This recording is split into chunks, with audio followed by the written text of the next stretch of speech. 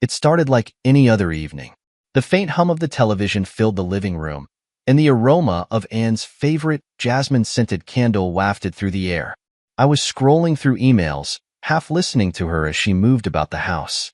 Then, without warning, she stood in front of me, arms crossed, and said words that felt like daggers slicing through my chest. I fell in love with another man, and we are expecting a baby. At first, I thought it was some cruel joke. I stared at her, waiting for a hint of mischief in her eyes or a smirk that would tell me this wasn't real. But her expression was cold and detached, as though she had rehearsed this moment.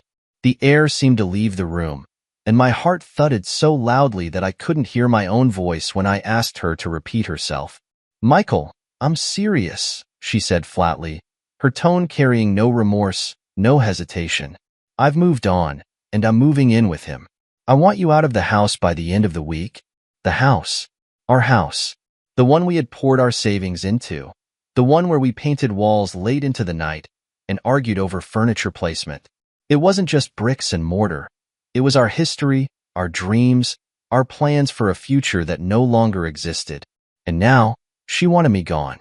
I tried to speak, to ask why, to plead for an explanation that could make sense of the chaos she had unleashed. But the words caught in my throat. And the woman I had shared my life with for nearly a decade was looking at me as though I was a stranger. Or worse, an inconvenience she was finally ready to discard. "I need you to accept this," she continued, her voice devoid of emotion. "We've grown apart, and this is what's best for me. For us." For us? The absurdity of her words stung almost as much as the betrayal itself. I wanted to yell, to demand answers, to throw accusations at her feet. But all I could do was sit there, frozen, as the life I thought I knew crumbled around me. The rest of the evening was a blur. She talked about logistics as though she were planning a dinner party, not tearing apart our marriage. "The movers will come tomorrow," she said. "You can take whatever you want, but I need the master bedroom cleared." Her words were clinical, detached. The person I loved had vanished, replaced by someone I didn't recognize. When she finally left the room, I sat there in silence, staring at the spot where she had stood. The walls seemed to close in on me, the air thick with the weight of her betrayal. My mind raced, trying to piece together the signs I must have missed. Had I been too busy with work? Too complacent in our routines? Or had she simply been hiding her unhappiness until it suited her to reveal it? I couldn't sleep that night. Every time I closed my eyes, her words echoed in my mind. I fell in love with another man. Over and over, like a cruel mantra that refused to let me rest. I replayed every moment of our marriage, searching for clues, for cracks in the foundation that I had failed to notice. But no matter how hard I tried, I couldn't make sense of it. By morning, I felt like a shell of myself. My belongings were already being packed by the movers and had hired. I watched as strangers handled the pieces of my life, boxing up memories as though they were meaningless trinkets, and didn't even say goodbye when I left. She was in the kitchen, sipping coffee, as though nothing had happened.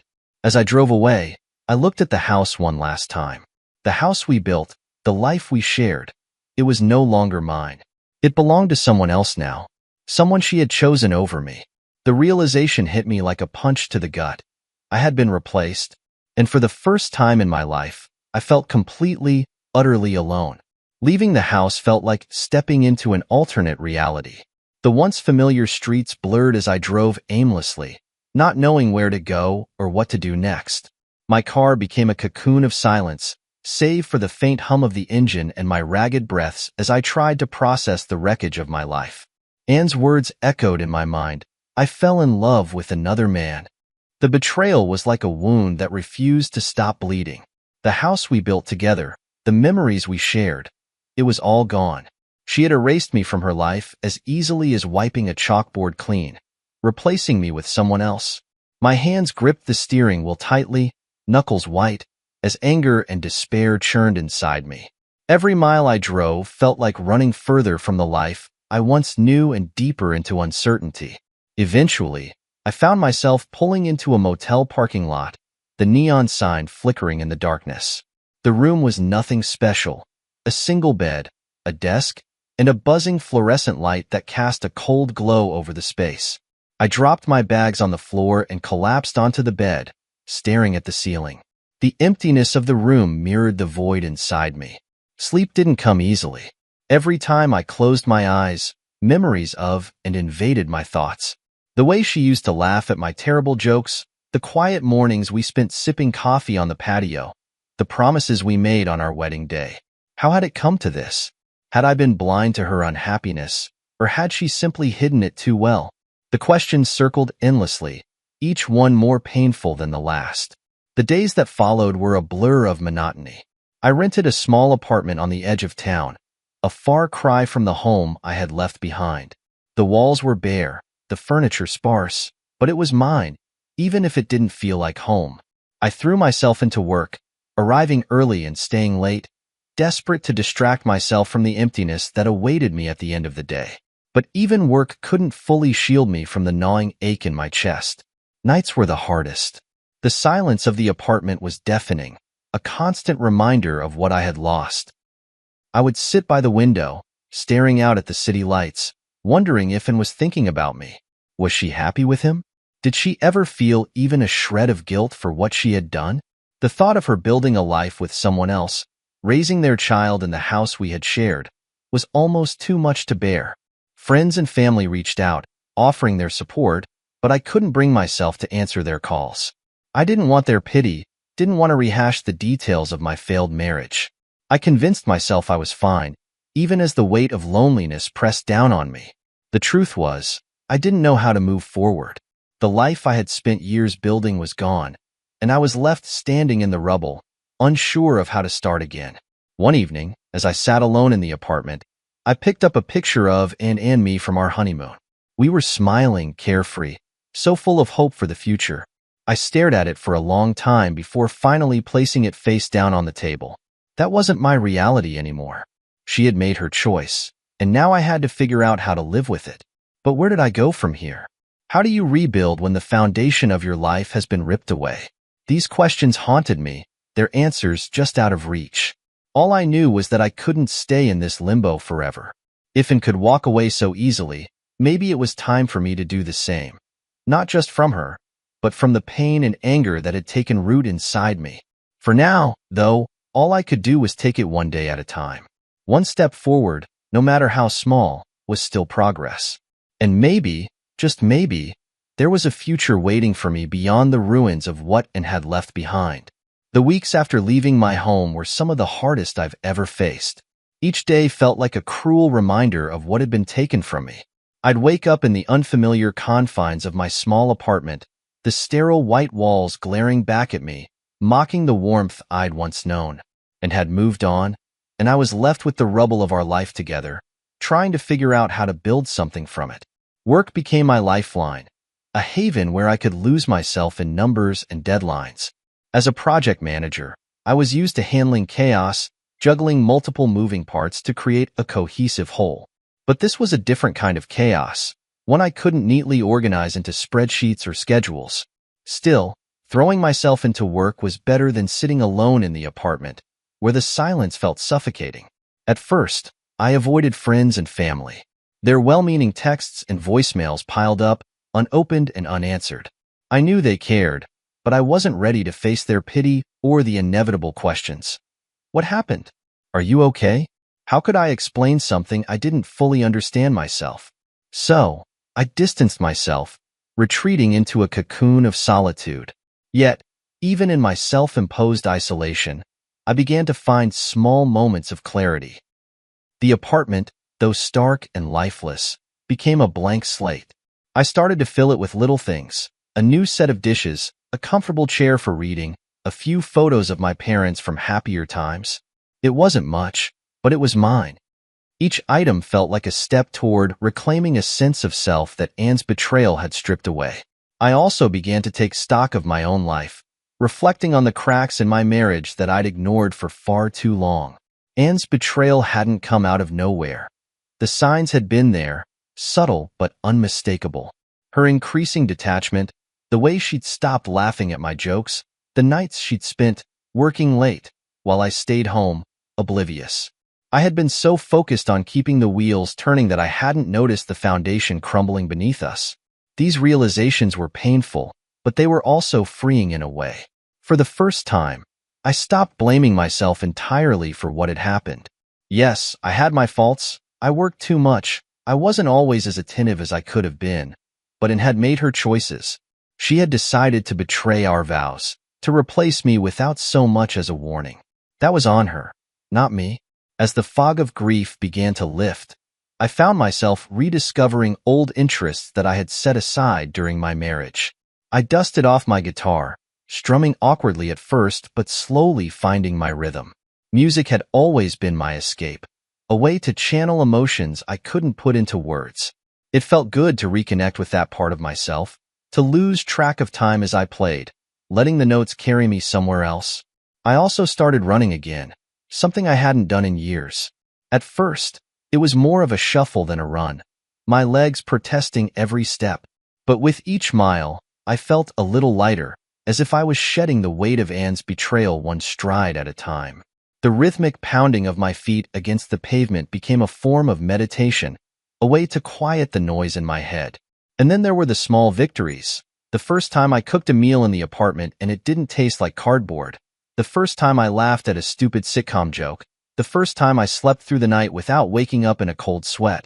These moments were tiny, almost insignificant on their own, but together, they added up to something bigger. Progress. It wasn't easy, and it certainly wasn't linear. There were days when I felt like I was back at square one, overwhelmed by anger or sadness. But there were also days when I felt a glimmer of hope, a sense that maybe, just maybe, I could build a life worth living again. The turning point came one evening when I stood in the middle of my apartment, surrounded by the little things I had collected. Books, plants, a rug I found on sale. It wasn't much, but it was mine. For the first time, I felt a sense of ownership over my life, a belief that I could create something new, something better. And may have taken our past, but she couldn't take my future. That belonged to me, and I was determined to make the most of it. I didn't know exactly what that future would look like, but for the first time in a long time, I was ready to find out. Amid the haze of rebuilding my life, a lifeline appeared in the form of Gwen and Wes, mutual friends I hadn't seen much of since Anne's departure. It started with a simple message from Gwen, "Hey, just checking in. Let us know if you need anything." It felt genuine, not the perfunctory kind of concern that comes with pity, but an actual offer of support. For the first time in months, I replied, agreeing to meet them for coffee. I wasn't sure what to expect. Would they interrogate me about Anne? Would they try to fix my life with unsolicited advice? To my relief, Gwen and Wes were the exact opposite of what I feared. They didn't ask probing questions or offer hollow platitudes. Instead, they listened. Over coffee, I found myself opening up in a way I hadn't with anyone else. I told them about the loneliness, the sleepless nights, and the way Anne's betrayal had blindsided me. Gwen, with her warm smile and no-nonsense demeanor, looked me straight in the eye and said, "You didn't deserve any of that. And just so you know, we're here for you." Wes, quieter but equally sincere, nodded in agreement. "You're not alone, man," he said simply. Those words stayed with me long after the coffee cups were emptied. Gwen and Wes became my lifeline, pulling me out of the isolation I'd wrapped around myself. They invited me over for dinners, introduced me to their other friends, and encouraged me to join them for weekend hikes. At first, I felt like an outsider, awkwardly navigating their world of easy laughter and camaraderie. But slowly, I began to feel like I belonged. Their kindness was a reminder that there were still good people in my life, people who genuinely cared about me. It wasn't just their support that helped me heal. It was their perspective. Gwen, ever the pragmatist, had a way of reframing my pain in a way that made it seem less insurmountable. "What it did says more about her than it does about you," she said one evening, as we sat on their porch, watching the sun dip below the horizon. "You're not defined by her choices." Wes, on the other hand, had a quieter strength. He didn't offer advice or try to fix things. He simply showed up. Whether it was helping me move a new couch into my apartment or sharing a beer while we watched a game, his presence reminded me that I didn't have to go through this alone. Sometimes, Just having someone there made all the difference. As the weeks turned into months, Gwen and Wes pushed me gently out of my comfort zone. They convinced me to join a local trivia night, even though I initially balked at the idea of socializing with strangers. To my surprise, I found myself laughing for the first time in what felt like forever, cracking jokes and trading high fives with teammates. It was a small moment, but it felt monumental, a reminder that life could still hold joy. One weekend, they dragged me along on a group hiking trip to a nearby state park. I hadn't been on a hike since college, and I was woefully unprepared for the steep trails and rocky terrain. But as we reached the summit, panting and sweat-soaked, the view took my breath away. The sprawling landscape below, bathed in golden light, felt like a metaphor for the journey I was on. Challenging, exhausting, but ultimately worth it. It was during one of those hikes that Gwen said something that stuck with me. As we rested at the top of a ridge, she turned to me and said, "You're allowed to be happy again, you know? It doesn't mean forgetting what happened or pretending it didn't hurt. But you deserve happiness, Michael. Don't let it take that from you." Her words were a turning point. Until then, I hadn't realized how much I had been holding myself back, clinging to the pain as if letting go would somehow invalidate it. But Gwen was right. I deserved to move forward, to find happiness on my own terms. It wasn't just Gwen and Wes who helped me see that. Through them, I met other people who became unexpected sources of inspiration. There was Alex, a fellow divorcee who had turned his heartbreak into a successful art career, and Mia, a single mom who balanced 2 jobs while pursuing a degree. Their resilience reminded me that life doesn't end when someone betrays you. It just shifts, forcing you to adapt and grow. By the time spring rolled around, I felt like a different person.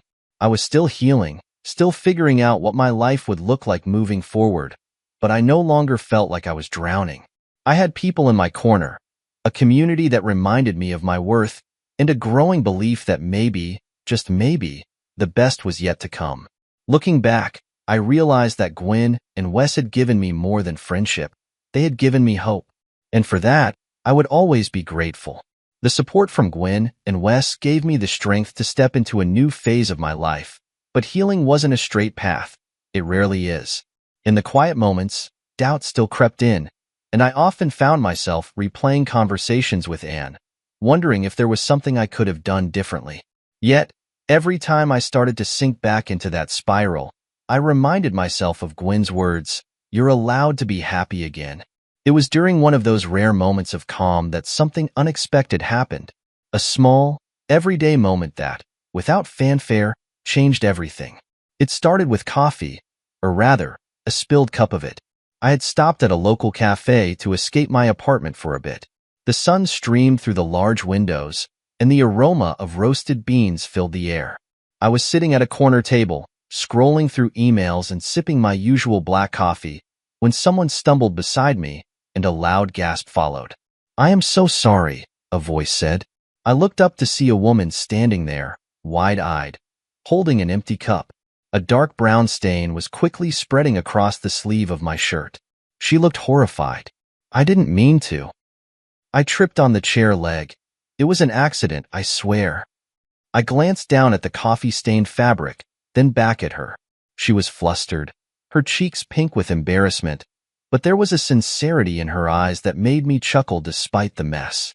"It's fine," I said, grabbing a napkin. This shirt needed a refresh anyway. Her lips parted in surprise, then curved into a smile. "I don't know if you're being kind or sarcastic, but either way, let me buy you another coffee."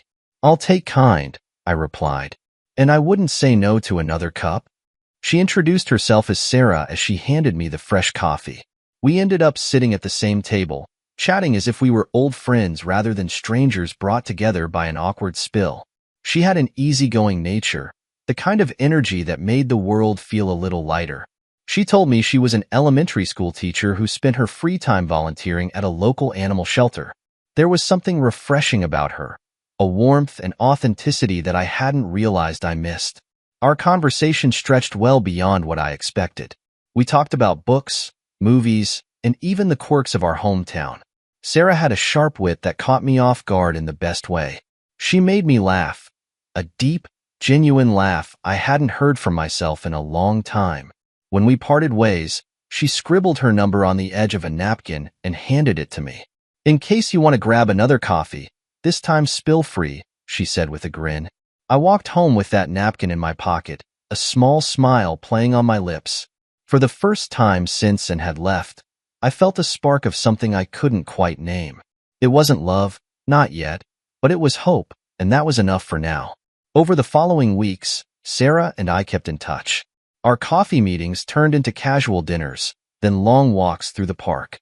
I was cautious at first, hesitant to trust after what I'd been through, but Sarah never pushed. She let things unfold naturally, meeting me where I was. She was patient, kind, and above all, honest. There were moments of vulnerability, too. Moments when I opened up about my past, about Anne's betrayal and the pain it left behind. Sarah listened without judgment, her eyes full of understanding. She didn't try to fix me or offer cliches about time healing all wounds. Instead, she simply said, "You've been through hell, but you're still here. That says a lot about you." Those words stayed with me, echoing in my mind during quiet moments. They reminded me that I wasn't defined by what had happened to me, but by how I chose to move forward. And slowly, I began to see myself through her eyes, not as a broken man, but as someone resilient, someone worthy of happiness. Our connection deepened as the weeks turned into months. Sarah wasn't just a new chapter in my life. She was a reminder that life could be rewritten entirely. With her, I found myself smiling more, laughing harder, and dreaming of a future that, for the first time in a long time, felt bright. And though I didn't realize it then, meeting Sarah was the moment my life truly began to turn around. The past no longer felt like a chain holding me back. It felt like a stepping stone to something better, and I was ready to take the next step.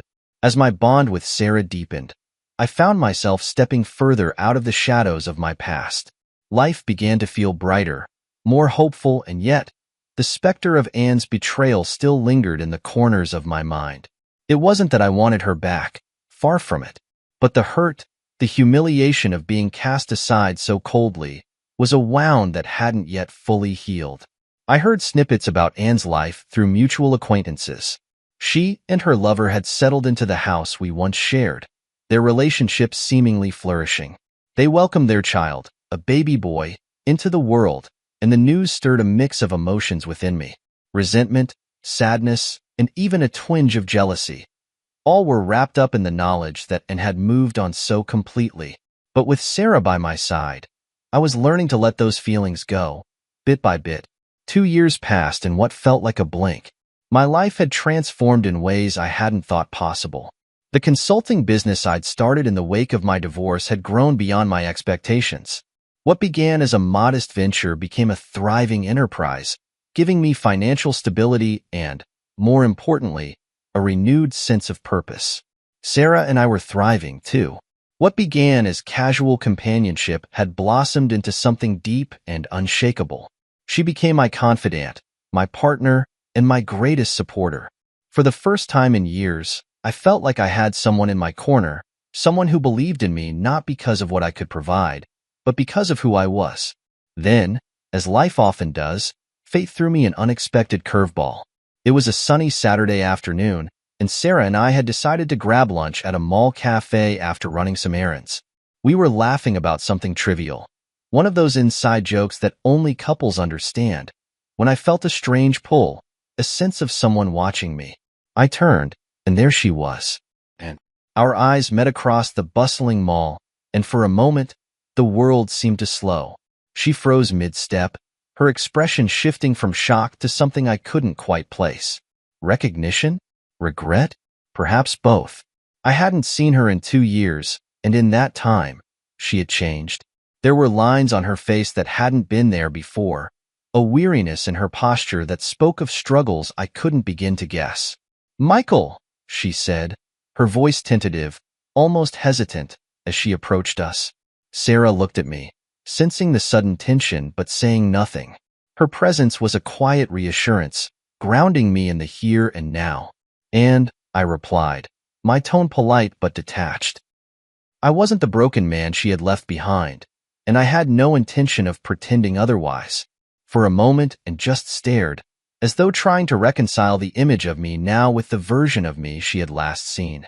I was dressed sharply, exuding confidence, a stark contrast to the disheveled, heartbroken man she had discarded.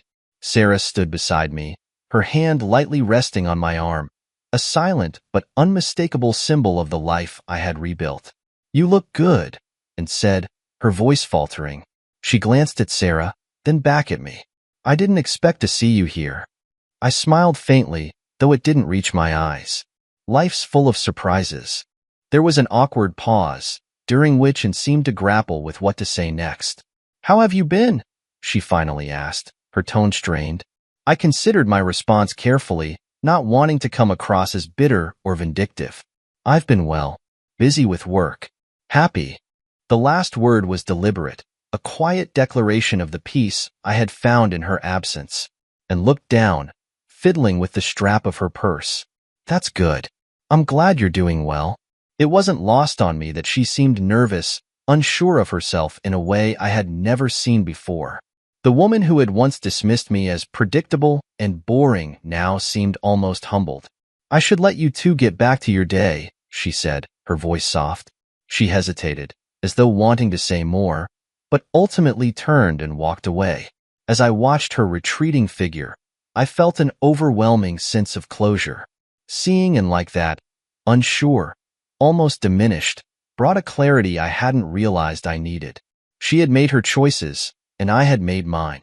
The pain of the past no longer had a hold on me. Sarah squeezed my arm gently, pulling me out of my thoughts. "You okay?" she asked, her eyes searching mine. I smiled at her, a genuine, unburdened smile. Better than okay. In that moment, I knew I was truly free. Free from the hurt, the resentment, and the lingering what-ifs. And was a chapter in my life that had closed, and Sarah was my new beginning.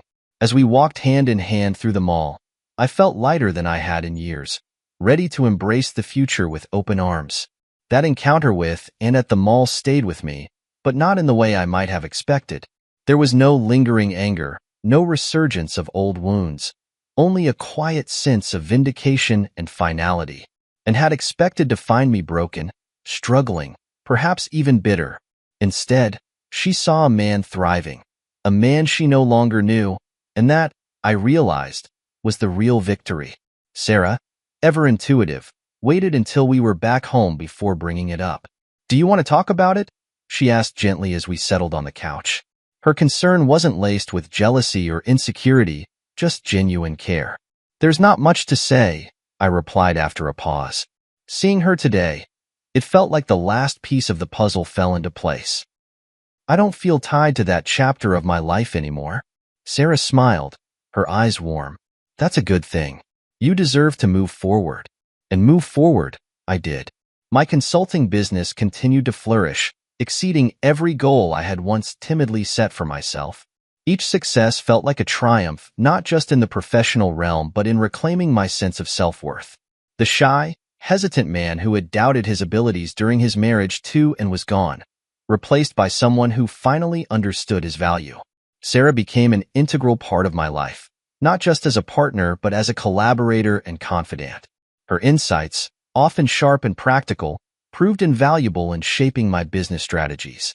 She had a knack for seeing opportunities where others saw obstacles, and together we became a formidable team. Our relationship deepened in ways that felt effortless yet profound. With Sarah, there were no mind games, no manipulation, no constant striving to prove my worth. Instead, there was laughter, trust, and a shared vision for the future. She showed me what love could be when it was built on mutual respect and genuine connection. Meanwhile, I heard bits and pieces about and through mutual friends and acquaintances. Her life, once painted in the vibrant hues of excitement and risk, had lost its luster. The lover she had left me for had moved on to someone else, leaving her to navigate the complexities of single parenthood alone. The house she had fought so hard to claim was now a financial burden she struggled to maintain. I didn't revel in her misfortune, but I couldn't deny the quiet satisfaction of knowing that her choices had led her there. She had gambled on a dream of a better life and lost. It wasn't revenge, It was simply the natural order of consequences. One evening, as Sarah and I were cooking dinner together, my phone buzzed with a message. It was from Anne. The text was short, almost hesitant. "Can we talk?" I stared at the screen for a long moment before showing it to Sarah. "What do you think?" I asked. She shrugged, her expression unreadable. "It depends on what you want. But remember, you don't owe her anything." Sarah was right. I didn't owe an closure or an explanation. Still, curiosity got the better of me. I replied with a simple "What's on your mind?" and left it at that. Anne's response came quickly. "I just wanted to say I'm sorry. For everything." The words surprised me, but they didn't evoke the emotion I thought they might. I felt no rush of validation, no anger, no deep satisfaction. Just nothing. I typed back, "Thank you for saying that. I wish you all the best." And with that, the door to that part of my life closed for good. Sarah and I eventually got married in a small, intimate ceremony surrounded by close friends and family. It wasn't an extravagant affair, but it was perfect for us, authentic and filled with love. Mason, the son I once thought I'd have with Anne, was replaced in my heart by dreams of a family Sarah and I might one day create together. As I stood beside Sarah, watching her laugh with our friends at the reception, I felt an overwhelming sense of gratitude. Life had tested me in ways I couldn't have anticipated, but those trials had led me here, to this moment, with this woman who had become my anchor and my joy, and had once told me I was predictable and boring, that I lacked ambition or excitement. Perhaps she was right about who I had been, but she couldn't have been more wrong about who I would become. Looking back, I realized that Anne's betrayal, as painful as it had been, was the catalyst I needed to discover my strength and redefine my worth. And standing there, hand in hand with Sarah, I knew that the best chapters of my life were still ahead of me. The years after Anne's apology text were a blur of joy, growth, and stability. Sarah and I continued building our life together, expanding not only our personal horizons but also our shared ventures. We combined her creative brilliance with my analytical approach, and our business endeavors flourished. Each milestone we achieved felt like a triumph, not just over the shadows of the past, but as a testament to the strength of our partnership. One day, Sarah approached me with an idea that caught me completely off guard. "I think it's time we gave back," she said. We were sitting on the patio, enjoying the gentle hum of a weekend morning. "All this success, it feels incomplete if we don't use it to help others." Her suggestion was to establish a mentorship program for people who had endured difficult relationships or life transitions and were trying to rebuild themselves. She wanted to create opportunities for them to thrive, just as we had. I was moved by her vision and immediately jumped on board. We called it Second Chances. Second Chances quickly became a passion project. Sarah poured her heart into creating workshops, while I handled the financial logistics and outreach. Before we knew it, we were hosting seminars, offering financial planning guidance, and connecting participants with career opportunities. Seeing people regain their footing and step into new lives was profoundly rewarding. Occasionally, my past would rear its head in unexpected ways. One such moment occurred when I received a handwritten letter in the mail. The elegant script on the envelope was unmistakably Anne's. I hesitated before opening it, bracing myself for whatever might lie within. The letter was short, but it carried weight, and apologized for the choices she'd made and for the pain she had caused. She shared that she was working hard to be a better mother to her child and was pursuing a degree in counseling to help others avoid the mistakes she had made. Her words felt sincere, but more than that, they felt final, like a closing chapter that didn't require my involvement. I showed the letter to Sarah, who read it and handed it back with a soft smile. "It's good that she's finding her way," she said, "but you've already found yours." Anne's letter wasn't the only reminder of how far I had come. A chance encounter with one of her mutual acquaintances revealed that her life had stabilized, but it lacked the vibrancy she had once sought. Her relationships were strained, and the allure of her carefree, impulsive decisions had long since faded. I didn't wish her ill, but I felt no need to reach out or reconnect. Our paths were meant to diverge, and that was okay. Sarah and I, on the other hand, continued to thrive. A few years into our marriage, we decided to take the next big step, starting a family. The news of Sarah's pregnancy was both exhilarating and surreal. I remember the way her eyes lit up as she held the positive test, her excitement infectious. "We're going to be parents," she whispered, and I couldn't hold back my tears. Becoming a father was everything I had hoped it would be and more. Our daughter, Emily, was a bundle of energy and joy, with Sarah's infectious laughter and my love for quiet moments of reflection. She became the center of our world, a living reminder of how beautiful life could be when built on a foundation of love and respect. As Emily grew, so did our impact through Second Chances. We expanded the program to include scholarships, community outreach, and mental health support. Seeing the lives we touched reaffirmed our belief that adversity, while painful, could be a powerful catalyst for change. One evening, as Sarah and I sat in Emily's nursery, watching her sleep, I felt an overwhelming sense of contentment. Life wasn't just good, it was extraordinary. The love I shared with Sarah, the family we had built, and the work we were doing to uplift others were all proof that the trials I had endured were not in vain. I often thought about the younger version of myself, the man who had been shattered by betrayal and unsure of his worth. If I could speak to him now, I would tell him that pain is temporary, growth is possible, and happiness is attainable. I would tell him that even the darkest chapters have value, as they prepare us for the brightness that lies ahead. Anne's betrayal had been a turning point, a moment that forced me to reevaluate everything I thought I knew about love, trust, and resilience. But in the end, it was not the betrayal that defined me. It was how I responded to it. I had chosen to rise, to rebuild, and to thrive. And for that, I was deeply grateful. As Sarah leaned her head on my shoulder that night, I closed my eyes, letting the warmth of the moment wash over me. Life wasn't perfect, but it was mine. The years after Anne's apology text unfolded like a canvas painted with vibrant, intentional strokes. Sarah and I found a rhythm that felt effortless yet purposeful.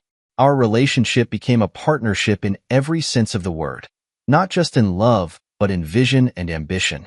Together, we embarked on ventures that celebrated both personal growth and collective impact, finding joy in creating a meaningful life together.